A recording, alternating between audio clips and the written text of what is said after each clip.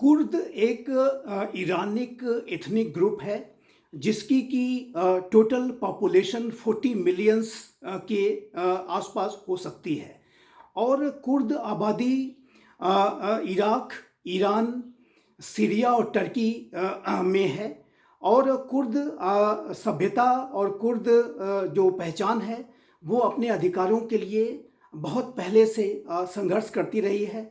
Ottoman empire के समय से ही कुर्द आबादी के अंदर अपनी सभ्यता, संस्कृति, अपनी जो पहचान को बनाने की लिए जो संघर्ष था वो तभी से चला आ रहा है। लेकिन आज तक कुर्दों को उनका जो अधिकार है, उनकी जो अपनी पहचान है, उनका जो अपना राष्ट्र है वो नहीं मिल सका है। और कुर्दिस्तान की मांग बहुत पहले से जाहिर है कि चली आ रही है। वर्तमान समय में जो ईरान में विद्रोह की स्थिति है, वहाँ पर कुर्द भी ईरान की सरकार के विरुद्ध लामबंद हो रहे हैं। और इसी तरीके की जो कुर्द आबादी के अंदर अपने अलग अलग राष्ट्र को बनाने की जो मांग है वो इराक, टर्की और सीरिया में भी की जाती रही है। तो ये इसमें कोई दो राय नहीं है कि कुर्द आबादी की अपनी जो मांग है बिल्कुल जायज़ है।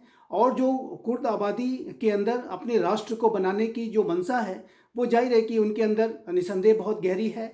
विश्व भर में जो कुर्दिश पॉपुलेशन जो फैली हुई है, कुर्दिश डायस्पोरा भी अनेक माध्यमों से कुर्दिस्तान को बनाने की मांग करता रहा है। लेकिन इसमें कोई दो राय नहीं है कि चाहे वो ईरान हो, चाहे वो टर्की हो या इराक हो या सीरिया हो, सभी कुर्दों के ऊपर एक ब्रूटल सप्रेशन करते रहे हैं। और कुर्द आबादी की जो अपनी स्वतंत्र पहचान को स्थापित करने की उनकी जो मंशा है वो निसंदेह ऐसे सप्रेशंस की वजह से, ऐसे जो ब्रूटल तरीके के क्रैकडाउन की वजह से आज तक पूरी नहीं हो पाई है। इसमें कोई दो राय नहीं है। लेकिन कुर्द आबादी समय समय पर अपने अधिकारों के लिए संघर्ष करती रहती है। वर्तमान समय में भी ईरान की सरकार के विरुद्ध, इस्लामिक रिजीम के विरुद्ध कुर्द आबादी भी इन प्रदर्शनों की स्थिति को ध्यान में रखते हुए वो अपनी मांगों को फिर से उठा रही है। और जाहिर है कि ये जो कुर्द आबादी की अपनी जो पहचान को बनाए रखने की जो उनकी मंशा है वो, और उनकी जो अपनी एक अलग राष्ट्र को बनाने की उनकी जो मांग है, बिल्कुल जायज़ दिखाई देती है।